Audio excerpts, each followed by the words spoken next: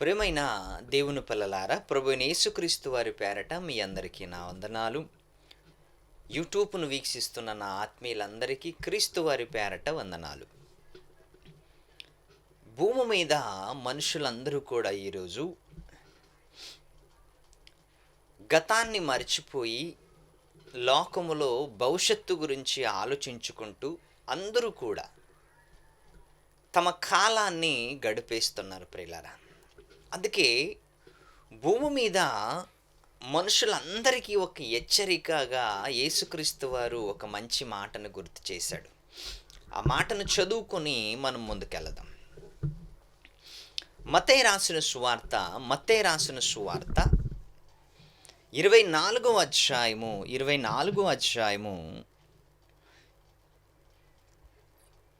23-24 వచనాలు. 24 అధ్యాయము క్షమించండి 43-44 వచనాలలో ఒక మంచి సందర్భాన్ని యేసుక్రీస్తు వారు గుర్తు చేస్తున్నాడు. ఏ జామున దొంగ వచ్చునో ఇంటి యజమానునికి తెలిసి ఉండిన ఎడల, ఏ జామున దొంగ వచ్చునో ఇంటి యజమానునికి తెలిసి ఉండిన ఎడల అతడు మెలకుగా ఉండి తన ఇంటికి కన్నం వెయ్యనీయడని మీరు ఎరుగుదురు కదా. అంటే ఒక ఉదాహరణగా యేసుక్రీస్తు వారు మాట్లాడుతూ ఏమంటున్నాడు అంటే, ఒక యజమానికి తన ఇంట్లో దొంగలు పడుతున్నారని తెలిస్తే ఏం చేస్తాడంటే తాను జాగ్రత్త పడతాడు అని బైబిల్లో ఉంది. తను జాగ్రత్త పడతాడు, ఖచ్చితంగా జాగ్రత్త పడతాడు. ఏమండి, ఈరోజు నా ఇంట్లో దొంగలు పడుతున్నాయని ఎవరైనా మనకి చెప్పారనుకోండి, మనం ఆ రోజంతా మెలకువగా ఉంటాం కదా. ఈరోజు ఈ రోడ్లో ఈ రోడ్డు మీద నువ్వు వెళితే నీకు ప్రమాదం జరుగుతుందని మనకి ఎవరైనా చెప్పారనుకోండి, ఆ రోడ్డు మీదే వెళ్ళాం. ఈయనతో ఈరోజు నువ్వు మాట్లాడితే ఈయనతో నీ గొడవ అవుతుంది అనగానే ఎవరైనా చెప్పారనుకోండి, మనం ఆ వ్యక్తితో మాట్లాడం. చూసారా, ఒక్కటి మనకి ముందుగా తెలియపరిస్తే మనము ముందు జాగ్రత్త తీసుకుంటాం ఏ విషయంలో కానీ. ఇదిగో ఇది తింటే నీ ఆరోగ్యం పాడైపోతుంది అంటే దాన్ని మానేస్తాం ప్రియులారా.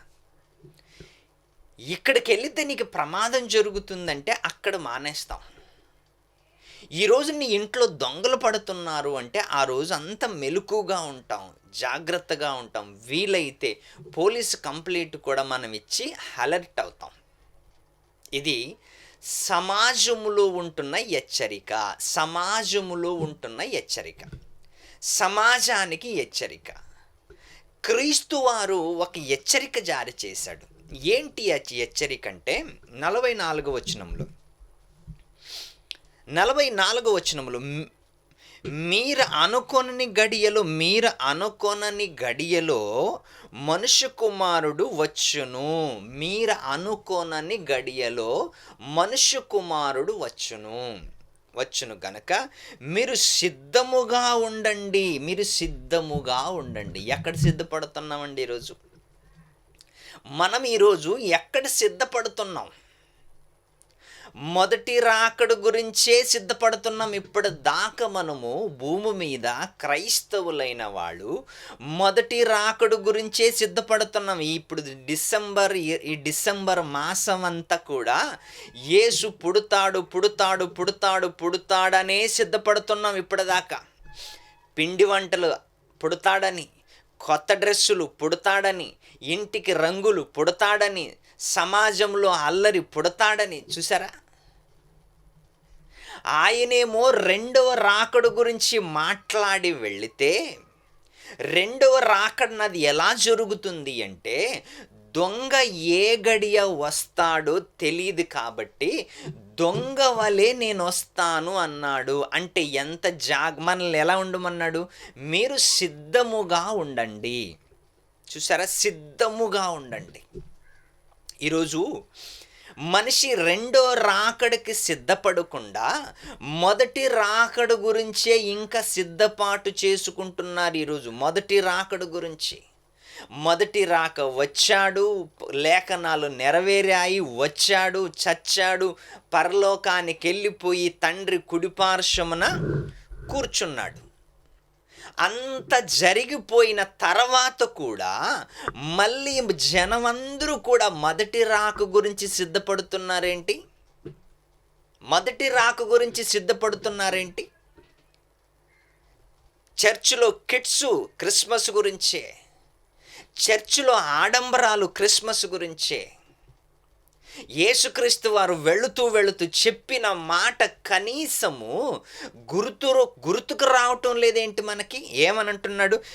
మీరు అనుకొనని గడియలో మనుష్య కుమారుడు వచ్చును గనుకనే మీరు సిద్ధముగా ఉండండి.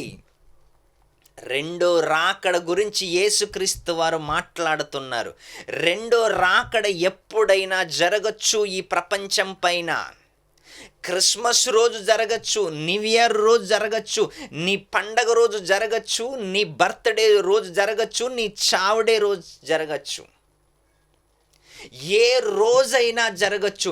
అందుకే యేసుక్రీస్తు వారు ఏమంటున్నారు అంటే, నేను ఏ గడియలోనైనా వస్తాను, ఎప్పుడైనా వస్తాను, రాత్రైనా వస్తాను, పగలైనా వస్తాను, మధ్యాహ్నమైనా వస్తాను, కానీ మీరు మాత్రము సిద్ధముగా ఉండండి అంటున్నాడు. ఈరోజు ప్రపంచమందరి కళ్ళు క్రిస్మస్ వైపు చూస్తున్నాయి కానీ యేసు రాకడ వైపు చూడటం లేదు. యేసు రెండవ రాకడ వైపు చూడటం లేదు. ఈరోజు ఎవరిని చూడండి, యేసు పుట్టాడని పాట, యేసు పుట్టాడని పాట, యేసు మీ ఇంట్లో పుట్టాడు, యేసు మా ఇంట్లో పుట్టాడని పాట.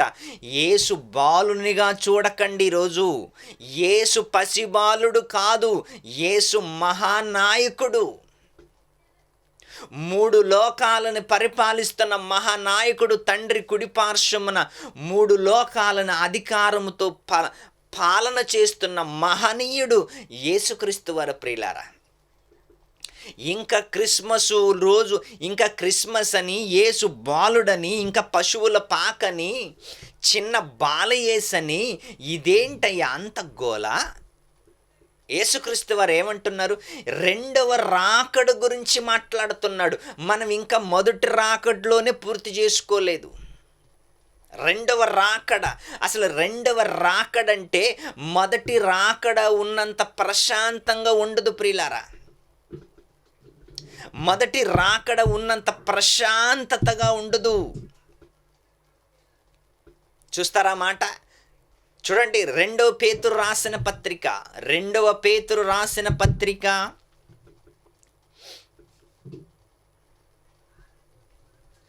3వ అధ్యాయము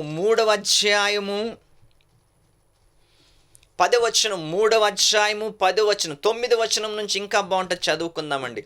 కొందరు ఆలస్యమని ఎంచుకున్నట్లు, కొందరు ఆలస్యమని, ఆయన ఆలస్యం చేస్తాడులే, పోనీ ఈ క్రిస్మస్ చేసుకుందాం అనుకుంటున్నారా?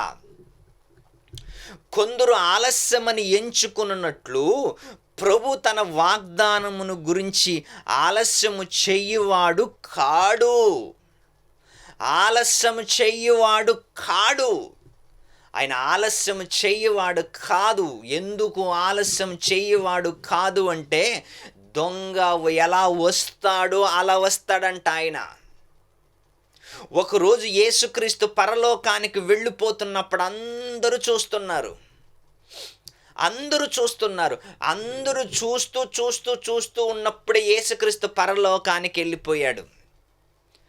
పరలోకానికి వెళ్ళిపోతున్నప్పుడు అక్కడ ఒక సందర్భము జరిగింది. ఏంటో తెలుసా? అయ్యా యెరూషలేము మనుషులారా, యూదయ మనుషులారా, ఎందుకు ఆయన అలా చూస్తున్నారు? ఎలాగైతే వెళ్ళాడో అలాగే మళ్ళీ వస్తాడు. చూసారా? ఎలాగైతే అందరూ చూస్తుండగా వెళ్ళిపోయాడు పరలోకానికి, అందరూ చూస్తుండగా పరలోకానికి ఎలాగైతే వెళ్ళిపోయాడో, అందరూ చూస్తుండగానే మళ్ళీ రెండవ రాకడలో వస్తాడు. మొదటి రాక జరిగిన తర్వాత యేసుక్రీస్తు పరలోక ప్రయాణంలో శాంతిగా ఉంది. అందరూ చల్లగా చూస్తున్నారు యేసుక్రీస్తుని. కానీ రెండవ రాకడలో మాత్రము ఆయన వస్తున్నప్పుడు మాత్రము ఏ అల్లరి ఏంటి, ఏ మనశ్శాంతి ఉండదండి. అంత అంత భయంకరమైన సిచ్యువేషన్. యేసు రెండవ రాకడలో మనశ్శాంతి అంటూ ఎవరికి ఉండదు. ఆయన ఆలస్యము చేయువాడు కాదు గాని ఎవడును నశింపవలనని ఇచ్చయించక ఎవడు కూడా నశించిపోకూడదంట. ఎవడు నశించిపోకూడదని కొందరు మారు మనసు పొందవలనని కోరుచు. నీ మార్పు కోసమే దేవుని దీర్ఘశాంతం. నీ మార్పు కోసమే దేవుడు ఇంకా కొన్ని రోజులు ఆగాడు ప్రియులారా. 10 గంటలకు ప్లాట్ఫామ్ మీద నుంచి ట్రైను బయలుదేరాలి. 10 నిమిషాలు, ఒకవేళ 10 గంటలకు బయలుదేరవలసిన ట్రైను 10 నిమిషాలు ఆగింది. ఆగినప్పుడు నీ వచ్చి ఎక్కావంటే నీవేమనుకుంటావు తెలుసా? అమ్మో, నా కోసం ఆగిందేమో, దేవుడు నా కోసం నిలబెట్టాడేమో, ఒకవేళ వెళ్ళిపోయింటే ఎంత ప్రమాదం జరిగేది అని అనుకోవు. యేసుక్రీస్తు ఇంకా ఎందుకు రావటం లేదు అంటే నీ మార్పు కోసం, నా మార్పు కోసం. ఇంకా తాగుబోతులు తాగుతూనే ఉన్నారు, దొంగలు దొంగతనం చేస్తూనే ఉన్నారు, వ్యభిచారులు వ్యభిచారం చేస్తూనే ఉన్నారు, దోపిడిగాళ్ళు దోపిడి చేస్తూనే ఉన్నారు. వీళ్ళందరూ ఒకరోజు మార్పు కోసం, వీళ్ళు మార్పు కోసము దేవుని దీర్ఘశాంతం ప్రియులారా, వీళ్ళు మార్పు కోసము దేవుని దీర్ఘశాంతం. ఆయన దీర్ఘశాంతంగా ఉన్నాడని మనమేంటో పండుగలు చేసుకుంటున్నాం, మనమేంటో సందడులు చేసుకుంటున్నాం, మనమేంటో ఇంకా మొదటి రాకడ గురించే మనం సిద్ధపడుతున్నామేంటి? ఆయన రెండవ రాకడ గురించి సిద్ధపడమంటే, ఆయన రెండవ రాకడు గురించి సిద్ధపడమంటే మనం ఇంకా మొదటి రాకడు గురించే సిద్ధపడతామేంటి? చర్చిలో ఎలాంటి డెకరేషన్ చేయాలి, ఎలాంటి రంగు వేయాలి, ఎలాంటి డ్రెస్ వేసుకోవాలి, ఏ కలర్ కోడ్ వేసుకోవాలి. చూసారా, క్రైస్తవులైన మనము కనీసము చీము కుట్టినట్లు కూడా లేదు అంటే మనకి. క్రైస్తవులైన వాళ్ళందరూ కూడా ఈరోజు దేనికి అలవాటు పడ్డారు అంటే సుఖ సంతోషాలకి అలవాటు పడ్డారు. సుఖ సంతోషాలకి అలవాటు పడి రెండవ రాకడను మరిచిపోయి ప్రతి సంవత్సరము మొదటి రాకడలోనే ఉండిపోయారు. అందరూ మొదటి రాకడలోనే ఉండిపోయారు. ఈరోజు కాపర్లు కూడా ఏం చేస్తారంటే ముందుగా చెప్తారు, క్రిస్మస్కి ఏమేమి కావాలి మీరు తెచ్చుకోండి, కిడ్స్ కావాలా, డ్రెస్ కావాలా, కలర్ కావాలా, చర్చ్ డెకరేషన్ కావాలా, ఏది కావలసింటే అది తెచ్చుకోండి. ఎందుకు అంటే యేసుక్రీస్తు 25వ తేదీ పుడుతున్నాడు. ఎంత ఘోరం అండి ఇది. ఒక్కసారి బైబిల్ చదివి, బైబిల్ తెరిచి చదవండి. మన కళ్ళకి అర్థమయ్యేలాగా, మన మెదుడికి అర్థమయ్యేలాగా దేవుడు రాయించాడు. కొందరు ఆలస్యమని అంటున్నారంట. ఆయన ఆలస్యము చేయవాడు కాడు గాని ఎవడును నశింపవలనని ఇచ్చయించక ఎవడు నశించిపోకూడదని ఆయన ఇష్టం. అందరూ మారు మనసు పొందవలనని, అందరూ మారు మనసు పొందాలి. ఆయన ఎందుకు వెయిట్ చేస్తున్నాడంటే నీ మార్పు కోసమే, నీ మార్పు కోసమే వెయిట్ చేస్తున్నాడు. మన మార్పు కోసం ఆయన వెయిట్ చేస్తుంటే మనం ఇంకా మారకుండా లోకములో ఇంకా మొదటి రాకడనే మనం ఆనందిస్తున్నాం. మొదటి రాకడ గురించే మనం ఎదురు చూస్తున్నామంటే రెండో రాకడ ఎప్పుడు? నీవు చచ్చిపోయిన తర్వాత ఆలోచిస్తావా? క్రీస్తు వారు ఏమంటున్నారు తెలుసా? దొంగ ఏ విధముగా వస్తాడో ఎవరికి తెలీదు. 10వ వచనం, అయితే ప్రభు దినము దొంగ వచ్చినట్లు వచ్చును. ప్రభువు దినము దొంగ వచ్చినట్లు. ఏ దినము? రెండవ రాకడ దినం. రెండవ రాకడ దినం, రెండవ రాకడ, సెకండ్ కమింగ్, దూసరా ఆగమనం. ఏమిటి? రెండవ రాకడ గురించి యేసుక్రీస్తు వారు సిద్ధపడమంటుంటే ఈ ప్రపంచములో మనుషులు ఏం ఆలోచిస్తున్నారు చెప్పండి? ఈరోజు పెద్ద పెద్ద ప్రసంగికులకు కూడా బుద్ధి లేకుండా ఏం ఆలోచిస్తారో తెలుసా? క్రిస్మస్ 25వ తారీఖు రెండో రాకడ గురించి ప్రసంగం ఎవరైనా చెప్తున్నారా నేటికి? ఎవరు చెప్పరండి. ఆ క్రిస్మస్ రోజు మొదటి రాక అదే బెత్లెహేము, అదే యూదయ దేశము, అదే పశువుల తొట్టి, అదే యేసు బాలుడు, అదే కిడ్సు, అదే చెట్టు, అదే క్రిస్మస్ తాత, ఇవన్నీ 2000 సంవత్సరాల క్రితము జరిగిపోయినవయ్యా. రేపో మాపో యేసుక్రీస్తు రాకడకు సిద్ధంగా ఉండండి అంటుంటే, యేసు రాకడ జరుగుతుంది అనుకుంటే, యేసు రాకడ గురించి నిన్ను సిద్ధపడమంటున్నాడు అంటుంటే, ఈరోజు మనమేం చేస్తున్నాం? ప్రభు దినము దొంగ వచ్చినట్లు వచ్చును, ఆ దినము ఆకాశములు మహాధ్వనితో గతించిపోవును. ఎంత భయంకరమైన దినం అది! ఎంత భయంకరమైన దినం! ఏమంటున్నాడు? ఆ దినము ఆకాశములు మహాధ్వనితో గతించిపోవును, పంచభూతములు మిక్కటమైన వ్రేండ్లముతో లయమైపోవును, భూమి దాని మీద ఉన్న కృత్యములు కాలిపోవును. భూమి నాశనమైపోతుంది, ఆకాశము బ్లాస్ట్ అయిపోతుంది, సూర్యుడు బ్లాస్ట్ అయిపోతాడు, భూమి మీద పంచభూతములన్నీ కూడా ఏమవుతున్నాయంట? నాశనమైపోతాయి. రెండవ రాకడ ఎంత భయంకరమైనది! అంత భయంకరమైన రాకడ గురించి యేసుక్రీస్తు వారు వెళుతూ చెప్పెళ్ళాడు కదా. వెళుతూ మనతో పంచుకొని వెళ్ళాడు కదా. చెప్పుకు వెళ్ళిపోయింటే, చెప్పకుండా వెళ్ళుంటే బాగుండేది. చెప్పకుండా వెళ్ళుంటే బాగుండేది, కానీ చెప్పి వెళ్ళాడు ఆయన. ఏమని? ఇదిగో ప్రభు దినము దొంగ వచ్చినట్లు వచ్చుచున్నాను, ఆ దినము ఆకాశములు మహాధ్వనితో గతించిపోవును, పంచభూతములు మిక్కటమైన వ్రేండముతో లయమైపోవును, భూమి దాని మీదున్న కృత్యములు కాలిపోవును. ఇవన్నీ ఇట్లు లయమైపోవునవి.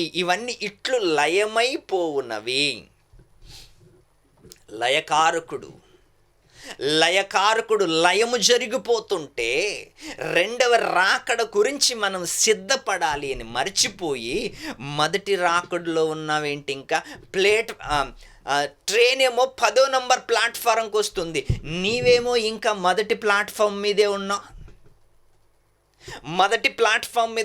నువ్వు ఇప్పుడు 10వ ప్లాట్ఫారం మీదకి వెళ్ళే లోపు ఆ ట్రైన్ వెళ్ళిపోతే ఏం చేస్తావు? ఎటు భూమి మీద బ్రతుకుతున్నంత కాలము ఏదో సుఖానికి అలవాటు పడి, సంతోషాలకు అలవాటు పడి, మన యేసుక్రీస్తు రెండవ రాకడను మర్చిపోయి జనాలంతా సందడి చేస్తున్నారు కదా. ఏదో ఒక రోజు ఆకస్మికంగా యేసుక్రీస్తు రాకడ జరిగితే ఆ రోజు ఆకాశము గతించిపోతుందంట. పంచభూతములు మిక్కటమైన వ్రేండముతో లయమైపోతాయంట. అప్పుడు నీవెక్కడుంటావు? నీ పండగ ఎక్కడుంటుంది? నీ సందడి ఎక్కడుంటుంది? అంత గోలగోల, అంతటి అరుపులు, అంతటి ఏడుపులు, రొమ్ము కొట్టుకోటాలు. రెండవ రాకడ మామూలుది కాదది. ఒక భయంకరమైన రాకడ. ఆ రాకడ ఎంత భయంకరంగా ఉంటుందో ఒక్కసారి ఆకాశం వైపు కన్నులెత్తి చూడు. ఎంత భయంకరంగా ఉంటుందో ఆకాశం వైపు కన్నులెత్తి చూడొక్కసారి. బగబగా మండుతున్న సూర్యుడు ఒకేసారి బ్లాస్ట్ అయిపోతే, వెన్నెలగా ఉంటున్న చంద్రుడు ఒకేసారి బ్లాస్ట్ అయిపోతే, భూమి మీద ఉంటున్న పంచభూతాలు ఒకేసారి బ్లాస్ట్ అయిపోతే, ఆకాశ నక్షత్రాలు రాలిపోతే, భూమి మీద నీ పాటివాడు, నా పాటివాడు, భూమి మీద మన సైజ్ ఎంత, మన ఆకారం ఎంత, మన శక్తి ఎంత,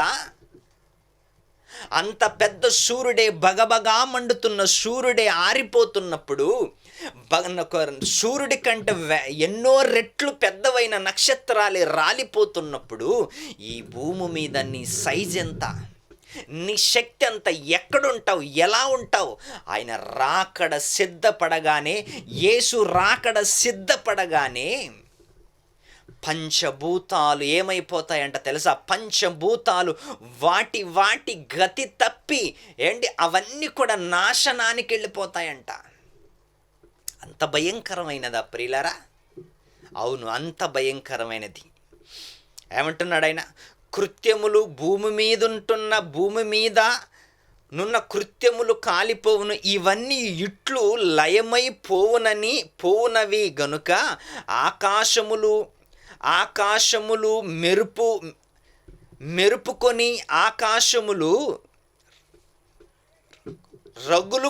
ఆకాశములు రగులుకొని లయమైపోనట్టు, పంచభూతములు మహావ్రేండముతో కాలిపోనట్టు దేవుని దినము రాకడ కొరకు కనిపెట్టుము. దేవుని దినము కొరకు కనిపెట్టుము. రెండవ రాకడ కొరకు కనిపెట్టుము. మొదటి రాకడ కొరకు కానే కాదు. మొదటి రాకడ నువ్వు చేసుకుంటెంత, చేసుకోకపోతెంత. చాలామంది ఈ క్రిస్మస్ రోజు ఏం చేస్తారంటే ఎలాగ ఖాళీగా వదిలేస్తే క్రిస్మస్కి అలవాటు పడిపోతారని ఏం చేస్తారంటే, సంఘం అంతటిని తీసుకెళ్ళి ఎక్కడో బయటికి తీసుకెళ్ళి, వంట వండుకొని బయటికి తీసుకెళ్ళి అందరికి భోజనం పెట్టించి అక్కడ గంట ప్రసంగం చేసేసి మళ్ళీ తీసుకొచ్చేస్తారు. ఎందుకు? క్రిస్మస్ రోజు ఖాళీగా వదిలేస్తే క్రిస్మస్కి అలవాటు పడిపోతారని కొన్ని సంఘాలు బయటికి తీసుకెళ్ళిపోతాయి. చాలా మంచిది. ఏ గోల ఉండదండి. ఈ క్రిస్మస్ సందడి లేని ఏ గోల ఉండదు. ఒకవేళ క్రిస్మస్ నువ్వు చేయాలనుకుంటున్నావా, ఆ రోజు వాక్యము మన సంఘములో జరగాలి. ఆ రోజు వాక్యముతో మనము దినము గడపాలి, వాక్యముతో దినం గడపాలి, వృధా కాదు ప్రియులారా. అందుకే ఒక్కసారి మీరు ఆలోచించండి. యేసుక్రీస్తు వారి రాకడ దొంగ వలె వస్తుందంట. ముందుగా ఇన్ఫర్మేషన్ అందించాడు కదా మనకి, ముందుగా ఇన్ఫర్మేషన్ ఇచ్చాడు కదా. ఇదిగో నా రాకడ ఎలా జరుగుతుందో తెలుసా? దొంగ వలె జరుగుతుంది. ఏమంటున్నాడు ప్రభు? అయితే ప్రభు దినము దొంగ వచ్చినట్లు వచ్చును. దొంగల వలె వస్తాడంట. ముందుగా చెప్పాడు అంటే ఇప్పుడు మనం సిద్ధపడాలి కదా. మనల్ని మనం సిద్ధపరచుకోవాలి. మనము సిద్ధపరచుకొని ఇతరులు కూడా సిద్ధపరచాలి. ఇదిగో యేసుక్రీస్తు రాకడ దగ్గరవుతుంది, మీరు సిద్ధపడండి. యేసుక్రీస్తు రాకడ సమీపంలో ఉంది, మీరు సిద్ధపడండి. అది చేయటానికి బదులుగా ఇంకా క్రిస్మస్ అని, ఇంకా పండగని, ఇంకా కిడ్స్ అని, ఇంకా బాలుయేస్ అని, ఇవేంటండి పనికి రాకుండా మళ్ళీ? అందుకు ఒక్కసారి ఆలోచించండి. ఈ మాటలు మీరు చదవండి ప్రియులారా, ఈ మాటలు మీరు చదివితే మీకు ఇంకా బాగా అర్థమవుతుంది. ఇంకా ఎన్నో రాకడను గురించి, క్రీస్తు రాకడను గురించి, రెండవ రాకడను గురించి. ప్రకటన గ్రంథం చివరి పుస్తకమైన ప్రకటన గ్రంథంలో ఒక మంచి మాట చదువుకుందాం.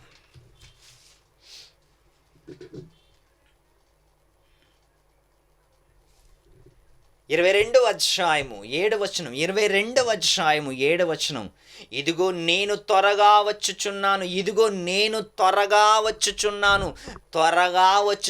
ఎప్పుడొస్తానో ఎవడికి తెలీదు. ఎప్పుడొస్తానో నా దినము దొంగ వలె ఉంటుంది. నేను ఎప్పుడొస్తానో ఎవడికి తెలియదు. ఇదిగో నేను త్వరగా వచ్చుచున్నాను. ఈ గ్రంథములో ప్రవచనములను గైకొనువాడు ధన్యుడు. నేను త్వరగా నేను వస్తున్నప్పుడు అందరూ ఎలా ఉండాలంట? ఆ గ్రంథములో ఉంటున్న వాటిని గైకొనేవాడు ధన్యుడంట. గైకొనని వానికి శిక్ష, గైకొనేవాడు ధన్యుడు. ఆయన వచ్చే రెండవ రాకడ మనం దేనిలో సిద్ధపడాలి తెలుసా? వాక్యములో సిద్ధపడాలి, సత్క్రియల్లో సిద్ధపడాలి, విశ్వాసములో సిద్ధపడాలి, భయభక్తులతో సిద్ధపడాలి, భయముతో సిద్ధపడాలి. ఏమంటున్నాడు ఆయన? ప్రవచన వాక్యములను గైకొనువాడు, ప్రవచన వాక్యములను గైకొనువాడు ధన్యుడు. నీ వాక్యము గైకొనాలి, దేవుని మాటల్ని గైకొనాలి అంటుంది బైబిలు. నువ్వు సిద్ధపడాలి అంటే వాక్యములో సిద్ధపడాలి, లోకములో కాదు. ఇల్లు కట్టుకోవాలి, పెళ్లి చేసుకోవాలి, తమ్ముడికి పెళ్లి చేయాలి, చెల్లెలకి పెళ్లి చేయాలి, పొలం కొనాలి, ఇల్లు కొనాలి, విదేశాల్లో సెటిల్ అవ్వాలి. ఇది కాదయ్యా సిద్ధపాటు అంటే. ఇది కేవలం 60 సంవత్సరాలు 70 సంవత్సరాలకు చెందిన పోరాటం ఇది.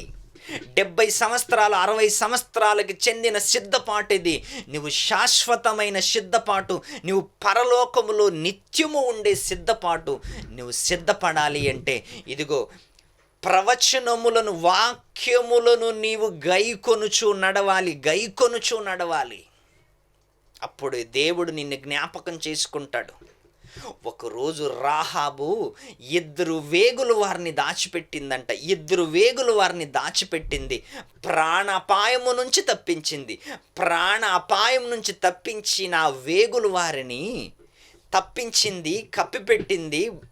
అలా అప్పుడు ఆమె ఒక మనవి చేసుకున్నదంట. ఏంటి అయ్యా, మీరు ఈ లోకమును చూడవచ్చినప్పుడు, ఈ పట్టణాన్ని నాశనం చేస్తున్నప్పుడు నన్ను ఒకసారి జ్ఞాపకం చేసుకోవయ్యా అని అడిగితే వాళ్ళు అన్నారంట, ఇదిగో ఫలానాది నీకు గుర్తుగా ఇస్తున్నాం, ఇది కట్టు. అప్పుడు మేము వెళుతున్నప్పుడు దాన్ని చూసి మేము దాన్ని దాటి ముందుకెళ్ళిపోతాం. చూసారా? ఆమె మనవులు ఎలా ఉన్నాయంట? కాపాడే విధంగా ఉన్నాయి. తన కుటుంబాన్ని కాపాడుకున్నది, తన కుటుంబాన్ని తాను కాపాడుకున్నది. ఎంత విశ్వాసరాలు మీరు ఆలోచించండి. రాహాబు చేస్తున్న వృత్తి వేషే, కానీ ఆమెలో బలమైన నమ్మకం ఉంది. దేవుడి పట్ల బలమైన నమ్మకం ఉంది. ఆమె వృత్తి బ్రతకడానికి చేస్తుందేమో మనకు తెలీదు, కానీ ఆమెలో ఒక మంచి విశ్వాసం ఉంది, ఆమెలో భక్తి ఉంది. ఆ భక్తిని బట్టి ఆ కుటుంబం కాపాడబడింది. ఆమెకున్న భక్తిని బట్టి ఆ కుటుంబం మిగలబడింది. రెండవ రాకడలో కూడా నీ భక్తిని బట్టి నీ కుటుంబం కాపాడబడాలి, నీ భక్తిని బట్టి నువ్వు కాపాడబడాలి, మీ విశ్వాసములను బట్టి మన సంఘము కాపాడబడాలి. అందుకే రెండవ రాకడ గురించి సిద్ధపడండి. మొదటి రాక జరిగిపోయింది కదా, ప్రపంచమంతటికి రక్షణ వచ్చింది. ఇప్పుడు నువ్వు సిద్ధపరచవలసింది, అనేకుల్ని సిద్ధపరచవలసింది పరలోకానికి వెళ్ళటానికి. యేసు వస్తాడు రెండవ రాకడ, మనమందరూ సిద్ధపడాలి అని రెండవ రాకడ గురించి ప్రపంచాన్ని సిద్ధపరచండి. మొదటి రాక గురించి కాదు, క్రిస్మస్ గురించి కాదు. ఒక్కసారి మీరు ఆలోచించండి. బైబిల్ ఆవేదనను అర్థం చేసుకోండి. బైబిల్ సంపూర్ణంగా చదవండి. బైబిల్ ఏం బోధిస్తుంది మనకి? బైబిల్లో ఉంటున్న మాటలు కథలుగా చదువుకుంటున్నావు, నీకేం అర్థమవుతుంది? బైబిల్ మాటలు కథల కోసం చదువుకుంటే అర్థం కాదు. వాస్తవంగా ప్రపంచానికి చెప్పాలని నువ్వు చదువుకుంటే బైబిల్లో ఉంటున్న జ్ఞానము మహాశక్తివంతమైన మాటలు. అందుకే ఒక్కసారి మీరు ఆలోచించండి ప్రియులారా. మనమందరూ కూడా రెండవ రాకడ గురించి సిద్ధపడదాం. అది వాక్యములో సిద్ధపడదాం, వాక్యముతో సిద్ధపడదాం. అందుకే యేసుక్రీస్తు వారు మొదటి రాకడలో వెళుతూ వాక్యం ఇచ్చి వెళ్ళాడు. రెండవ రాకడలో కూడా అదే అడుగుతున్నాడు ఆయన. నేను త్వరగా వస్తున్నాను, ప్రవచన వాక్యములన్నీ కూడా గైకొనువాడు ధన్యుడు. ఎందుకంటే నేను వస్తూ వాక్యాన్ని వచ్చాను కదా, మళ్ళీ అదే వాక్యములో నేను చూస్తాను ఎంతమంది ఉన్నారు. ఒకరోజు ఒక యజమానుడు తలాంతులు ఇచ్చి వెళ్ళాడంట. ఒకనికి 5, ఇంకొకనికి 2, ఇంకొకనికి 1. మళ్ళీ యజమానుడు కొన్ని సంవత్సరాల తర్వాత వచ్చాడు. కొన్ని సంవత్సరాల తర్వాత వచ్చి 5 ఇచ్చినవని అడిగాడు. అయ్యా, నీకు 5 ఇచ్చాను కదా, ఏం చేసావు? 5కు 5 ఇచ్చాను, 5కు 5 సంపాదించాను యజమానుడా. అయితే బలా. 2 ఇచ్చిన వాడిని పిలిచాడు. నీకు 2 ఇచ్చాను కదా, ఏం చేసావు? 2కి 2 4 సంపాదించాను ప్రభువా. బలా. మొదటి 1 ఇచ్చిన వాడిని పిలిచాడు. ఒరే, నీకు 1 ఇచ్చాను కదరా. ఆయన ఏమన్నాడు తెలుసా? నీవు ఇలా అడుగుతావనే నాకు తెలిసే నీవిచ్చిన దానిని భూమిలో పాతిపెట్టాను అన్నాడంట. అప్పుడు దేవుడు ఏమన్నాడు తెలుసా? వరే, ఈయన్ని కూడా పాతి పెట్టండిరా. ఏం చేశాడంట? వీణ్ణి కూడా పాతి పెట్టండి. నేను నీకు ఇచ్చింది పాతి పెట్టడానికి కాదు, వ్యాపారం చేసి చేయటానికి. నీ శరీరం ఇచ్చింది సుఖ సంతోషాలకు కాదు, నా వాక్యము గురించి, నా మాటల గురించి, నా ప్రకటన గురించి. 5 ఇచ్చిన వాడికి 5 5 బల. 2 ఇచ్చిన వాడికి 2కి 2 4 బల. 1 ఇచ్చిన వాడు పాతేశాడు. పాతేయమన్నాడు దేవుడు. వాక్యాన్ని మనకు దేవుడు ఎందుకు ఇచ్చాడో తెలుసా? వాక్యము ద్వారా ఆధ్యాత్మికమైన జీవితాన్ని బలపరుచుకోవాలని, ఆధ్యాత్మికమైన జీవితాన్ని బలపరుచుకొని క్రీస్తు 2వ రాకడ కోసం సిద్ధపడాలి. క్రీస్తు 2వ రాకడ కోసం సిద్ధపడండి. అనేకులకి వాక్యము చెప్పండి. మళ్ళీ యేసు పుట్టాడని కాదు, యేసు 2వ రాకడలో మళ్ళీ వస్తాడు, సమీపముగా ఉన్నాడు, దగ్గరలో ఉన్నాడు. తొందరగా మారు మనసు పొందండి, లేకపోతే భయంకరమైన దినము చూడవలసి వస్తుంది, భయంకరమైన రోజు చూడవలసి వస్తుంది. అందుకే యేసు 2వ రాకడ దగ్గరలో ఉంది ప్రియులారా. మారు మనసు పొందుదాం, అనేకులకి మారు మనసు తెప్పించేలాగా కార్యక్రమాలు చేద్దాం, దేవుని కోసం బ్రతుకుదాం, దేవుని కోసం మనం ఎదురు చూద్దాం. ఆయన 2వ రాకడ కోసం ఎదురు చూస్తూ మనమందరూ బ్రతకాలని కోరుకుంటూ